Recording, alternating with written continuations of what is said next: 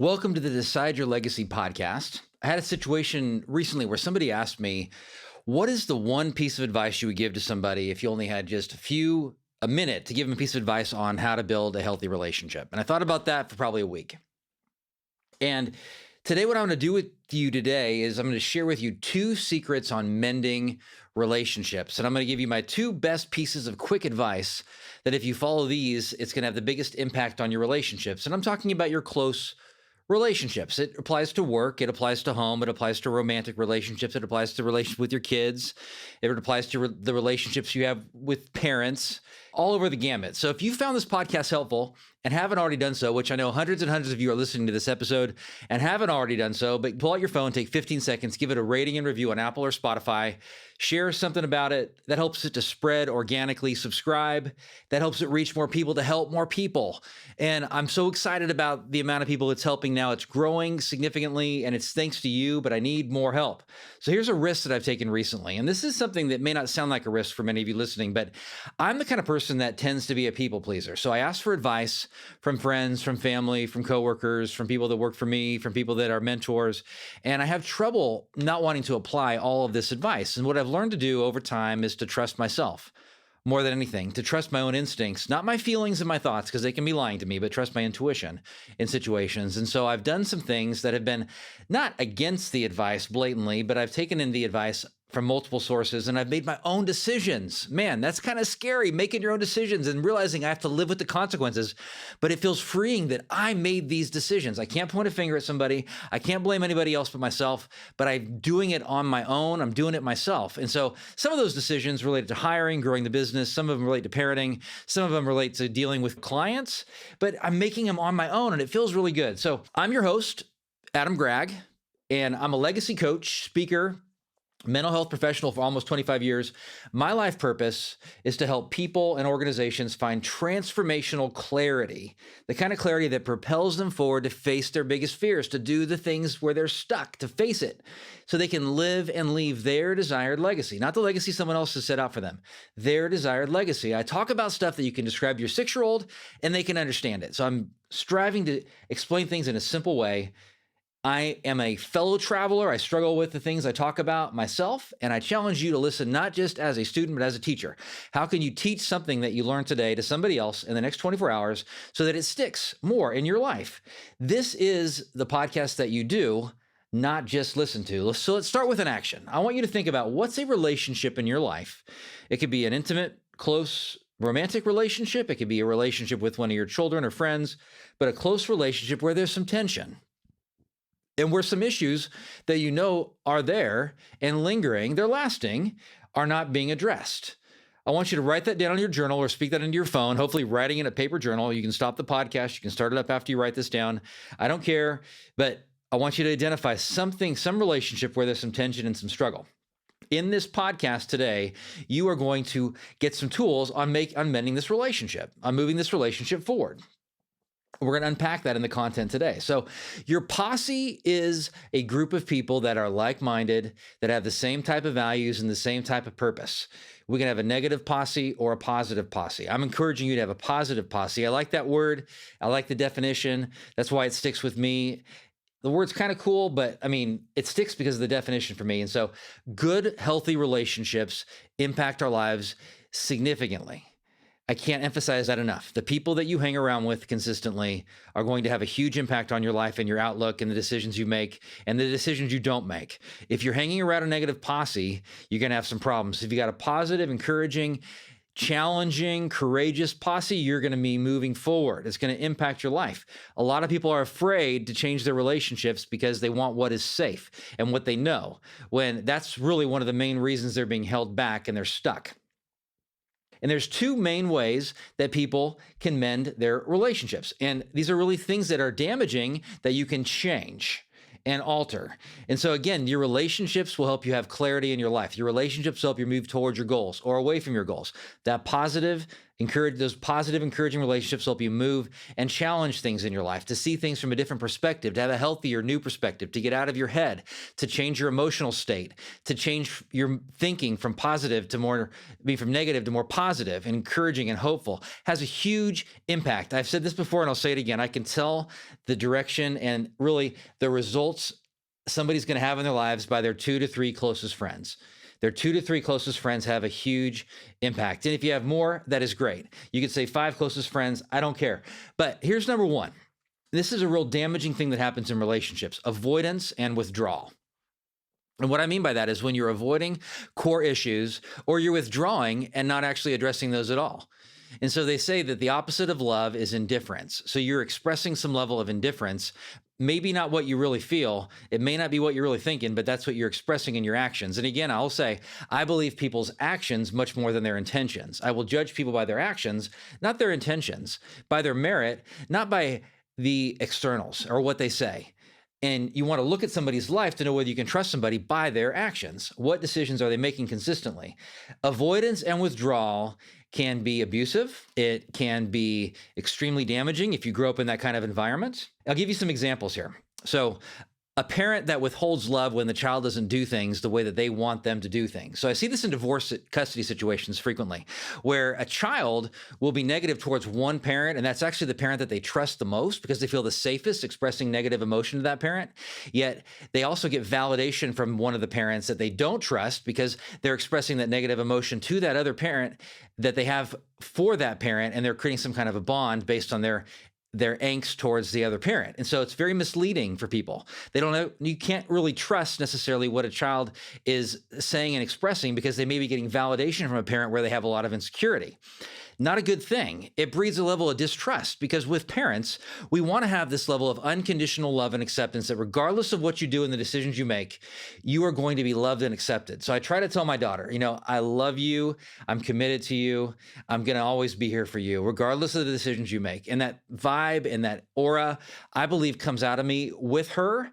And I believe it creates a great deal of security with her. It may make things difficult at times because, again, you can be blamed for things that you haven't done, because blame is just an externalization of something that's going on internally with you, and it can go towards the wrong source. So people can be extremely angry about their spouse dying of COVID, and maybe their spouse didn't have the immunizations because they didn't want to get them, and they ended up dying in the hospital. And then they go on this blame thing where they're blaming everybody except the situation and the decisions that were actually made. I mean, very unfortunate. I'm not saying anything about vaccinations here whatsoever, but we have to make sure we target our blame towards the real source of our blame. And so avoidance and withdrawal, which is actually those are foundational things related to addiction. We're targeting often the wrong things. We're avoiding the right ones that we have to address, that we need to address in order to get some resolution and to move forward in our lives. And we're targeting that blame towards things externally that really aren't the core issue. Happens over and over again. It's why people escape. When people don't have a purpose in their life, when people are trying to find a purpose, but they can't, or they won't make the changes in their life, they go to pleasure, or they go to blame, or they go to some external thing to solve their internal problem, which you can't solve with an external solution. It's got to be at the source, at the issue. So you have other issues too, like, aging parents who don't talk to their kids about their will, and they create this ambiguity, and kids don't know what they want at their funeral. They don't know what they want as far as a eulogy. They don't know what they want as far as their assets being distributed and everything. Maybe it's written down, but it's not talked about, and they don't get feedback from their kids because they're afraid. They're afraid of the feedback and the dialogue, and it all boils down to fear. So much in life boils down to fear. That's why it's my purpose in life to help people face their biggest fears and identify what those biggest fears are, because so many people don't even want to think about that. Like, what are their real fears? Because it's something, oftentimes a fear that they need to face that's way unrelated to what they're actually creating as an issue at the surface. It's way unrelated because it could be something related to their parents or their childhood or some trauma that they have. But these parents who don't talk to their kids about their will, or they create situations where there's ambiguity and drama rather than dealing with the core issue at hand. Those are all avoidance strategies. So when parents say, I won't talk about that, or when a child says, I won't talk about that, they just want to avoid it. And a good parent's going to maybe lay off for a while, but then bring it up in a calm, loving way, because it's probably a core issue that needs to be talked about. It's subtle threats as well can be an avoidance strategy, and very, very damaging because you're withholding love. You're threatening to pull away, and people know because it's a control tactic. So relationally, when you have people around you that you're supposed to have great trust in or should be very trustworthy people in your life, and there's this anxiety about the fact that they could pull away if you don't do things their way.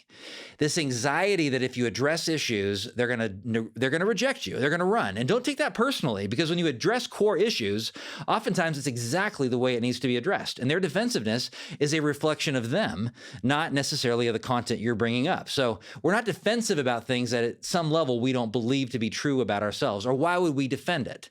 So I've told you this before, if someone said to me, I'm fat, Adam, you're fat and you're ugly and you're short, I would just walk on by saying you're delusional. I wouldn't say that to them. I just think, oh my gosh, I got to stay away from this guy because they obviously don't know what they're looking at. Because I'm 6'3" and I'm 185. I would look at somebody and say, okay, this is crazy, whatever. I wouldn't really defend that, but if someone told me, Adam, you've made some bad decisions with your business, well, then I potentially could defend myself because I have a little bit of insecurity at times about decisions I've made in the past. But who doesn't as a business owner? It's kind of this big monster of a thing to manage. And of course, you're going to make some decisions and you're going to learn from those decisions, but it would be a reflection of me if I got defensive about it. And hopefully I could hold back and not really get too defensive about it because I wouldn't want to be. So that avoidance and withdrawal, how are you avoiding core issues with your kids, with your spouse, with your friends, with your coworkers, and you just continually avoid. It could be by some addictive type behavior, a substance, or it could be a type of workaholism that you engage in where you're not facing the core issue. It could be through some kind of a hobby, some kind of activity, because again, avoidance and withdrawal are core foundational things that underlie addiction. In every situation I've seen, at least. So, you show me a case where it's not where that's not really a foundational thing, then where pain isn't involved and I'm going to avoid that pain, or something isn't involved relationally or whatever, a traumatic event in the past where it's driving that addiction. So we have these things that happen. And you may not even be aware that you're doing this kind of stuff, but my challenge for you today is to be aware that when you're pulling away or where there is that threat of insecurity. I've had people in my office, teens in my office, and I don't work with teens much, but they'll tell me things like, I'm afraid that my dad will leave, or I'm afraid that if I address this with my dad, he'll reject me. And they'll tell me that kind of stuff, and I will subtly try to communicate that with the parents in those situations because I don't want to hold things from the parents by any means. And it's this fear that is there, and that needs to be corrected by the adult because for some reason, they have probably had some abandonment issues. They have had some rejection issues. They've had their own trauma they haven't worked through, and that parent's conveying this potential rejection onto the child, which is real most likely. It may not be intentional, it may be subconscious, but it's something that has to be addressed for you to have a trusting relationship. And so I'm going to link in the show notes to one episode on overcoming the fear of rejection. It's episode 31 of the Decide Your Legacy podcast. If you want to check that out, if you want some insight on how to handle rejection or potential rejection. So this avoidance and withdrawal, what do you do about it though? So if you're recognizing in yourself, you're getting some space and you know that you have been manipulative, you have withheld love, you have hurt people by not communicating well and by leaving things ambiguously out there. I think that's the main issue with ghosting when it comes to dating, is because somebody is interested in you or you're interested in somebody else, and their approach to that situation isn't to communicate that, hey, I don't think this is going to go anywhere, or I think this maybe could go somewhere if we live closer, or just some kind of information that gives them some insight into your head. When you just leave it ambiguous, it just creates this anxiety, and they're waiting and they're just left hanging. And that's a control manipulative tactic. When parents do that to their grown kids, when they somehow subtly threat to do things, which I've seen this stuff dozens and dozens of times, where parents will subtly threat if their adult children don't do the things the way that they want them to with their career or with their parenting, that they're going to somehow distance from them. And it could be distancing by not visiting them as much, or distancing them by not making them the executor of the will, or changing the will, or changing some kind of structure, or distancing by not spending holidays at their house. All these things are absolutely manipulative, and I encourage you to become aware of them. In some cases, they're purely, if they're intentional and knowingly being done after it's been identified identified to you that you do this kind of thing and you still do that kind of stuff reactively, then I put that in the grounds of, that's malevolence. I mean, that's like you intentionally doing something. It's like premeditated. You know better and you're still doing it. We can't do that kind of stuff in our lives. There's great consequences to continuing to do malevolent type behavior. Knowing better, there's great consequences to that. So if I know better, which I've learned through dating, I've learned that I got to be a better communicator. I got to treat people the way I want to be treated. That ghosting or not communicating when you're not interested is actually can be an active. It's a manipulative type safety thing that can be very cruel, not intentionally on my part. I don't believe I've ever intentionally done that on my part, but I'm trying to realize and step in other people's shoes and empathize with like, well, they and their feelings are theirs. And I don't know how they're feeling, but them knowing how I'm feeling and not leaving anything in limbo, not creating that ambiguity is the right thing to do. It's the kind thing to do. Clarity is kind. Clarity is kind, and giving clarity is kind, even if it's uncomfortable, even if it discourages people, even if it makes somebody upset and angry and mad. You're doing the right thing, and that's the key, is to do the right thing, the next right thing that God puts in front of you, the next right thing that you know you should do, even if it's uncomfortable, even if it's inconvenient. In fact, that's one of the things that's when I know I have a true friend, and when I'm experiencing real love is when they're willing to do things that are sacrificial and inconvenient, despite their own schedule and their agenda and their age and whatever inconvenience it causes to them financially and whatever it may be. I mean, I can think of a time, and I've shared this before, but one time my brother was going through a very, very, very hard time. And it was like, I remember finding out that he had been struggling and I just broke down. I had never in my life to that point cried so much in my life. And I went to my office and people were having trouble consoling me. And I remember the next day I got a plane ticket and I flew out and saw him, and that was the right thing for me to do. And I realized at that point how much I love this guy, even though he annoys the hell out of me, but how much I love my brother. And I mean, I knew, of course, and we tell each other we love each other and stuff, but that moment just sinks in because I really felt scared, and I felt like he needed somebody around him that day, right now. And one of the things maybe the saddest is he had no family around him. And so I remedied that, but I want to people that are my friends and my family. And one of parts of my legacy statement is that I'm there for people I love when they need me the most.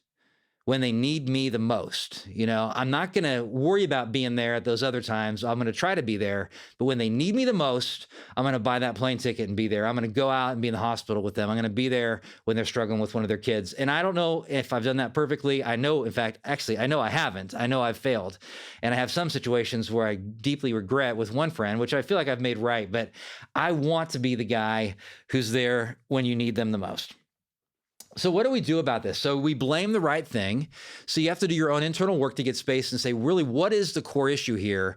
Why am I avoiding? Because that avoidance is often driven by some form of blame towards that person we're withdrawing from or avoiding, or that situation we're avoiding talking to them about. It's usually a person, but why are we blaming them? Are they really the source of our anger and our hurt and our pain? Or do we need to go to the actual source and face that? And, come on, be courageous. Be courageous and face the real source, the core issue. Not to go blaming other people for all these things that aren't really the source of our problem here. It's not that. We got to look at and say, okay, this is what we're blaming, and is it right? Is it right to have that kind of negativity towards this person? Should I have it towards something else? So number two, one thing we can do about this avoidance and withdrawal tendency is we can face our past. We must recognize this tendency and where its roots come from. So how is this connected to my past, this tendency to avoid? And very likely it's connected to some kind of hurt or loss or trauma or pain or regret that we haven't fully processed and faced. And unfortunately, our society will tell us things like you're weak if you have to go back to the past and try to figure out what is impacting you today based on your past. You should just ignore that stuff, move on, focus on the future. I get it. We don't want to live in the past. We don't want to hang out and be stuck in the past, but we don't get past the past until we face it. We just don't. It can't be healed until we face it. And we admit and acknowledge that this impacts our relationships. It impacts our dynamics with people. It impacts what we do and don't do, the risks we're willing to take and not willing to take. And then we face it, then we can let go of it. Because the people that are healthiest related to their past are willing to talk about it and say, this impacted me and it still impacts me, but it's not going to keep me stuck. Because I recognize it and I can use this to propel me forward and to help other people and to see that this mistake I made can be used for good. Because for me, it's like, God's a great redeemer. I mean, he can take the worst of the worst to make it into something good. I don't know how, but I've seen him do it, and I've seen him do it in my life. We can also face the situation at hand. We can face it by getting to the core issue and by saying to ourselves and asking ourselves the question, what evidence do we have in this situation that this is true, this thing that I believe that's leading me to want to avoid and assume? Like maybe you're avoiding a situation because you believe someone's going to react in a negative way, but you don't have any evidence of that, but you're questioning that and you're asking yourself, what's the benefit of me thinking this way? It's probably because it's keeping you safe in some way. Is there evidence of that? And maybe there is with other people, but not that person. Or how is it impacting my emotions and my actions by thinking this thought? What's a healthier perspective? And if any one of you is interested in seeing my favorite list of 10 questions that I ask myself when I know I'm getting stuck in my head and worried and anxious, email me at adam@decideyourlegacy.com, and I'll send you a PDF of this bookmark that I give to clients that I see live. And actually, I send to clients, a lot of them when I see them over Zoom, which is a lot of people, which is probably a very big chunk of who I see. It's international or all over the country, national clients. But I'll send that to you if you reach out to me. You got to do Adam Gragg at Adam@decideyourlegacy.com. So I also want to link in this podcast to an episode 77 of this podcast called Get Your Mind to Shut Up. It's from last week. So if you want to figure out how you can step away from your thoughts that are leading you to want to avoid, I'm going to get hurt, I'm going to get rejected, and you want some tools to be able to get your mind to shut up, then you want to listen to that podcast. And also episode 62 is on building trust with other people. So essential things to build trust. So if you've had situations where you've made this mistake of avoiding and withdrawing, well, some repair work that needs to be done, but you can do the repair work because you're getting awareness and insight by listening to this podcast. You're getting awareness and insight. So if you found this podcast helpful up till now, I want you to hit the link to Shatterproof Yourself. It's 7 simple steps to better mental health. And you will only get that by being on my subscriber list. And it's a video that has slides and a workbook that's exclusive to my subscribers. And you will not want to miss that. It's taken me a year to put this information together. It's really taken me 25 years, 30 years to put this information together. And it is going to rock your world. And it's going to be something that you will not want to miss. I guarantee it. I guarantee it. And so I'm so excited about this thing. And I know you will be too once you check it out. So the second big mistake that people make that leads to me talking about the second secret to mending relationships is people, they go ahead in relationships and they believe their assumptions. So believing our feelings and believing our thinking is a huge mistake that people make. I mean, and those lead to our assumptions about other people. For example, we can have assumptions or make judgments about somebody based on how they look or based on how they talk or based on based on the past, even though they've made great changes in the dynamics in your relationship. We can jump to conclusions and we just believe it and react rather than responding. Viktor Frankl's been a very inspiring author to me. I mean, for the past decade, I've probably recommended his book, Man's Search for Meaning. Probably the past 22 decades, I've probably recommended it to, a couple hundred clients, and I probably should recommend it to all my clients. But this is a great book because he was a survivor of the Holocaust and he saw the worst of the worst. And then he came out, he was a physician and a psychiatrist, and he wrote this book and he created a style of therapy. And he has this famous quote that I really thought this was, and I credit it to Stephen Covey, but I realized that no, it's from Viktor Frankl. It's between stimulus and response, there is a space. Between stimulus or a trigger or a situation that happens, there's a space. And in that space is our power to choose our response. In our response lies our growth and our freedom. And our freedom, our power. So we have the responsibility to see how we're being triggered or stimulated, a stimulus or a situation that's bothering us in some way. And then we're starting to make assumptions about it, or we can step back and say, wait a second here, that's not accurate. It's pretty easy for me in my situation to say, it's hard for me at times to trust. And I've had some situations where I've been hurt. And so for me to trust in a dating relationship, for me to trust even in friendships, it can be an intentional choice based on my natural, unintentional reaction tendency to distance. But if I step back and say, you know what, give it a shot. There's no evidence that this person is going to hurt you. There's no evidence that this, come on, let go of that, Adam. Shut up, shut the voice up. You can build a relationship with this person. You can give them a shot.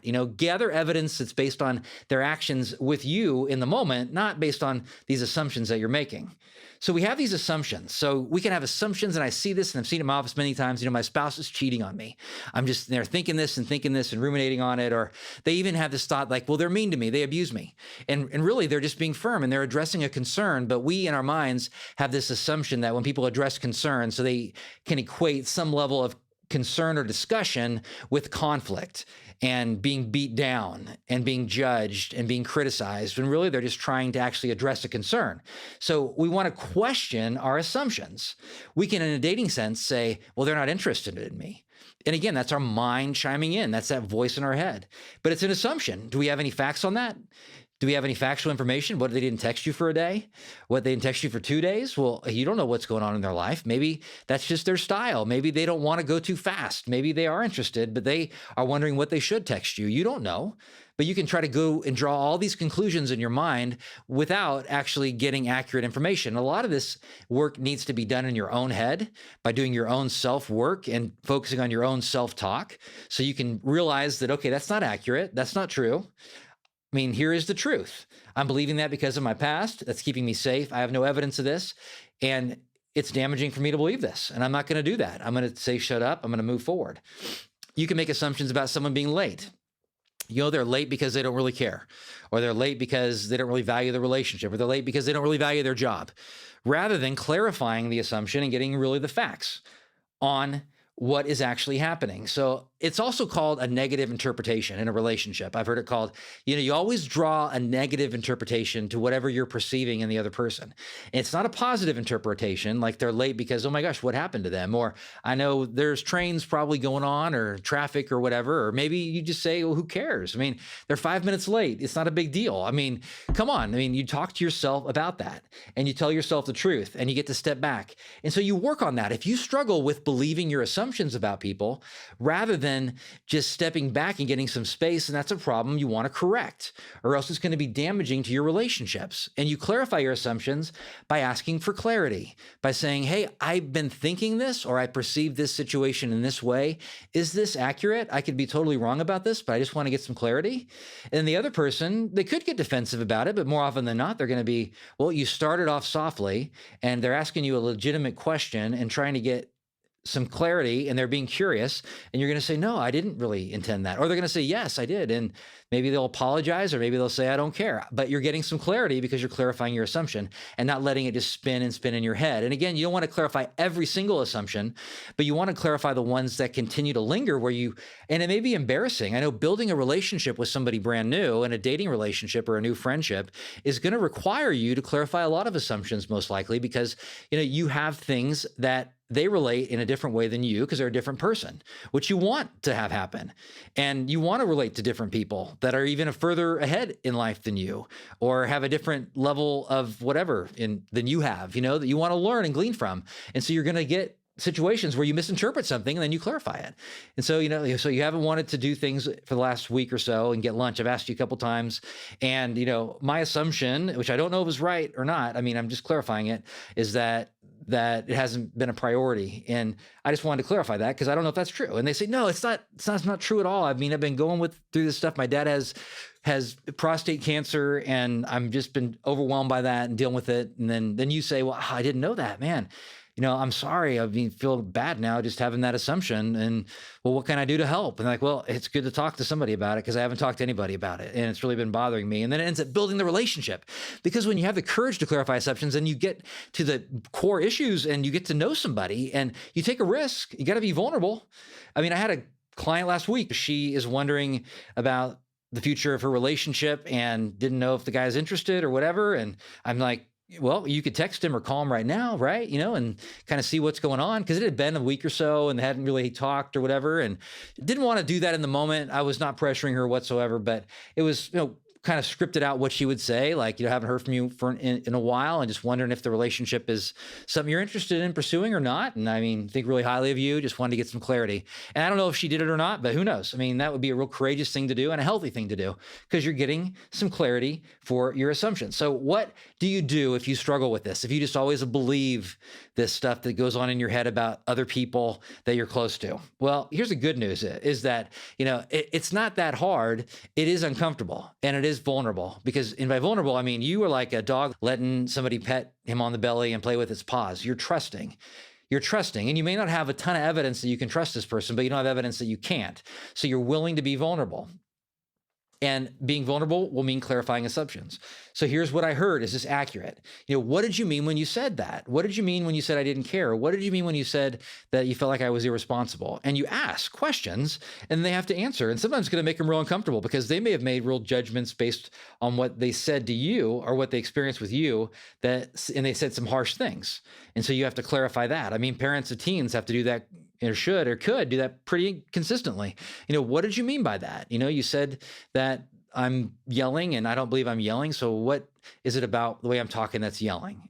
You're clarifying an assumption with them. And then they get to explain, well, it's the facial expressions, or it's because you're always standing up while I'm sitting down, or maybe you get some very valuable information because you clarify that assumption. So the second thing is to challenge your assumptions yourself. So doing that internal work, asking yourself those questions, journaling. Have you heard that before from me? Journaling, because it's clearer on paper than it is in your head. And it's going to get out on paper where you can see it for what it really is. And then you start seeing that that's an assumption and that's not really accurate. That's not true. That's not really helpful. That's not healthy. That's based on my past. I got to deal with my past. That's what journaling will actually help you to do. I need to correct that. What's a healthier perspective? What's a different way of looking at it? Or how would this other person who has a healthy, optimistic perspective in the situation think about it? Great questions to journal about. So, and then the third thing is to face your past. And I can't say that enough. I mean, again, I've already mentioned this once, but we got to face our past so we see how it impacts us so it no longer has power over our lives today, in the future. And that trauma creates these cognitive distortions in our head, all or nothing, good or bad. So we start to explain the world in the most simplistic way possible. And often it's very unhealthy and inaccurate. It's like they're dangerous or they're safe. They're dangerous or they're safe. But happiness and joy is found in the middle. I've heard this a number of different times and I believe it so much. We can't be striving for happiness. It's a part of the process. It's a part of living a good life and being courageous and addressing things and making the right decisions and doing things that are scary. And then eventually happiness comes, but it can't be controlled. Just like joy is in the process, and enjoying the process or trying to find and be present in the moment is the key, and letting go of the outcome, knowing what the outcome is and pursuing the outcome, having a goal, having a vision, absolutely, but letting go of the outcome, adjusting your vision basically over time based on the circumstances, but being willing to let go and consistently focus on what I got to do today, the next right thing. There you have it. So in review, 2 big mistakes people make is avoidance and withdrawal. I gave you some great tools to deal with that if that's your challenge. And then clarifying your assumptions. So the big mistake is believing our assumptions, believing all of our thoughts and feelings about other people, especially the people that we love. Come on, we got to question our assumptions. So have me out to speak live or over Zoom. Engage with me or one of my other legacy coaches with coaching. Love to take you on or talk to you about becoming a client or get you in one of our coaching groups with Decide Your Legacy. So what resonated most with you today? In the next 24 hours, I would encourage you to teach that concept to somebody else naturally. Don't make it weird. Just kind of bring it up. I learned this, whatever. Take an emotional risk based on something that you learned today. That one big thing. So remember my rule. 30% of transformational change is insight, clarity, but 70% or more, maybe even 80% is action. You got to do something, take an emotional risk based on what you learned today. Love to talk to your team, as I said, and I'll sign off the way I always do. Make it your mission to live the life now that you want to be remembered for 10 years after you're gone. Live that life today. You decide your legacy, no one else. I appreciate you greatly, and I'll see you next time.